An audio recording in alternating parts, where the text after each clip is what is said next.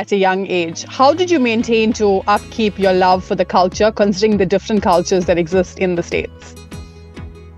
Honestly, so I would say like a large part of it has to do with my mom.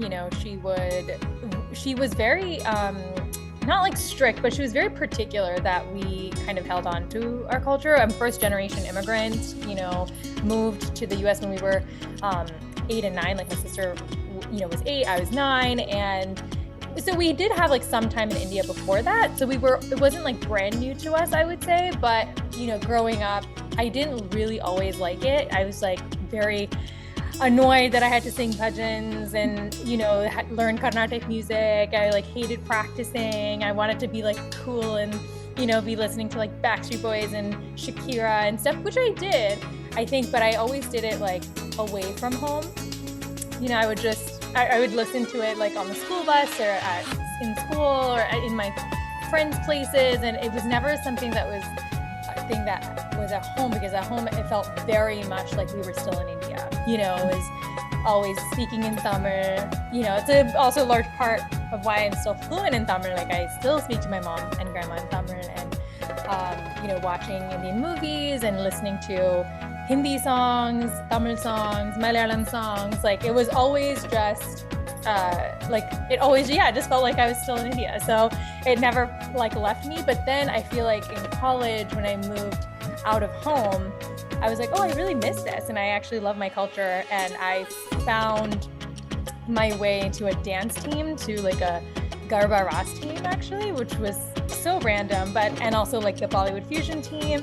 And then I was like, oh, this is actually pretty cool. And I really enjoyed it. And it was the first time I did something on my own terms, and it wasn't something that was like forced down my throat. So I just did it because it was fun and I wanted to make friends. And then fast forward to music. And I feel like I was kind of doing that already. Like college helped me already kind of reconcile like my Western side, my Indian side, like trying to do both at the same time. And then, I'm really proud of being a South Asian woman and where I come from, even though it's DC and in India. So, cool. Yeah, I think you've actually just been at the right place at the right time and gotten the right amount from each side, your American side as well as your Indian side as well. You've made the most of it. And that brings us to our next question, okay? So being a leading international artist in Western Eastern fusion music, what challenges did you face in this journey? Honestly, there's so many challenges. I still feel like I'm in an uphill climb every day. I mean, just first of all, I think financially, no one talks about how hard it is to do any career in the arts. I think it is a reason why a lot of like South Asian parents have the trope of being like, oh, you have to do a doctor or lawyer, or, I get that. I understand that now as like a full adult. I feel like at that time I was like stubborn and I was like, no, I want to give this a shot. Like I really want to try this. But I also was like so broke and I feel like I didn't have any money to even get a camera. And, Shankar and I actually, put it on a credit card. I don't recommend it. Don't do that. And it's like, we didn't have any other way. There was no other resources, it felt like. And in a way, it felt like we were kind of it was like on our own. There was no like real community. And I don't know if we actively even knew where to seek it, to be honest. Like I didn't know any other kind of South Asian musicians trying to do similar things at that time when we first started. So that was like a really big challenge. It's kind of just shooting in the dark. I kind of would sit in my mom's like dining room being like, okay, today I'm gonna mash up like, Let Me Love You with like whatever, so it was like, it's so random and just things that we loved. And so I think that was definitely a big challenge. It was all like self-taught and it took a lot of time, as opposed to if we had like the financial resources, we could brought on an editor, brought on like someone who knew how to do cinematography. Like Shankar was doing all of it. He was learning, like I was learning how to edit my own videos. So it was a lot of like DIY. So that is like a good thing because you can control the creative output, but at the same time, I don't necessarily think it's a good thing anymore. I think you do need to add people to your team who are really good at what they do to then enhance the whole product and to enhance everything. So I think that's definitely a big challenge. And then when I started artistically, like who I wanted to be, I didn't know who what kind of music I wanted to do, what my original music would sound like. And that's a big reason why I did covers and mashups for so long, because I was like, I need to start somewhere and I need to experiment to even see if this has a life. And so I had these like mashup ideas of like, oh, let's do this, let's do that. And then just put it out and see what happens.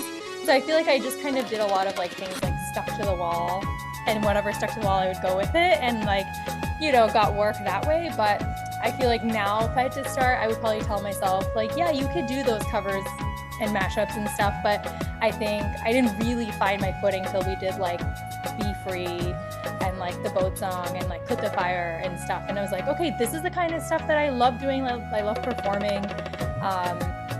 So, and then now I have challenges similarly, like where I'm like, oh, my new EP's coming up and I've scratched a million songs and it just gets delayed because I just feel so nervous about it. I feel like there's a lot of like artistic doubt. But I think it's something that I've learned from my past mistakes. So I now know I have like a better kind of tool belt, like arsenal to deal with it. And then, I feel like that also takes like a toll on your mental health, like all of this stuff, kind of feeling isolated in all of it. So it takes a while. It's a lot of stuff to do. Most certainly. So I know that like you spoke about the challenges and stuff, but obviously there was an ultimate dream, right? What was your milestone, you could say, thus far? Honestly, I had a few milestones. I feel like one, I really wanted to be able to do original music. Like I really wanted to, even when I started, I remember putting out my first song, Kabhi Jo Bado, was like the first mashup that I did. And even at that time, I was like, okay, what would my original sound like? Like I was already trying to like find that. And so I feel like when we released Put the Fire EP, I was like, oh, this is a big milestone, because in the beginning people were like, what is this? I don't like it. Like I remember releasing Diamonds with Arjun and stuff, and it was just, people were like, what is the song? Like it doesn't sound like your mashups, it doesn't sound. But then people ended up like liking it after like a year, which was so random. Like people like ended up, and I was like, no, I'm sticking to my guns. This is good. This is a good song. This is a jam. Like, so I feel like that was like a big milestone. And then honestly, in general, just like collaborating with other artists, like I feel like people wanted to collaborate with me, and I felt like that was a big honor for me, especially people that I've admired for years. And I got to do such cool collaborations, like Arjun is one of them, like Devinder Paul, he's like who sang Karamangadi with me, and Sandcastles.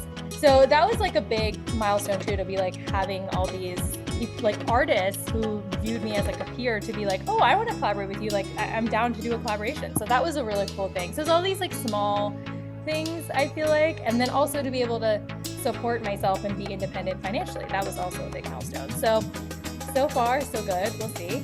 And then just generally like being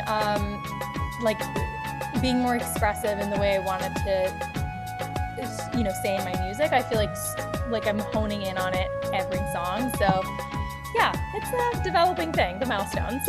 Each time the milestones get farther and farther, and I'm like, no, I try to hold on to them. So I think that brings us to our next question perfectly. What is next for Vidya Vox? Okay, good question.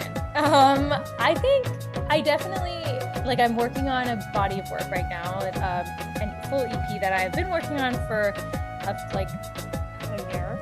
I'm going to be like, I'm not, but it's been a year because I've been like chiseling away at the songs and like adding and subtracting. And so now I finally feel like it's going to be good. And this summer, hopefully it's going to come out. It's honestly, I've like cut a lot of songs now. So it's probably going to be anywhere between 6 to 7 songs, which doesn't feel like a lot, but it was a lot. I was like, it was 10 songs. So I was like, no, I've got to keep the 6 ones that you love the most. And sometimes like editing is difficult. So so we're going to do that, and then hopefully have videos that accompany it. We've already shot 2 of them, so that's pretty good. And then we've got to shoot a few more. So a lot of like music is upcoming, and a lot of shows always. So if you're ever in a city near you, come and see me. So a message to up and coming Indian artists living outside of India, what do you have to say to them? Honestly, I would say this is so cliche, but I would say just like follow your artistic heart, because whatever you want to do, just do it.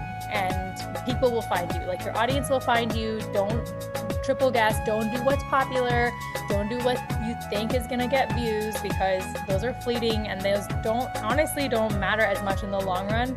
I think do what you really feel like speaks to you, and you'll find your people.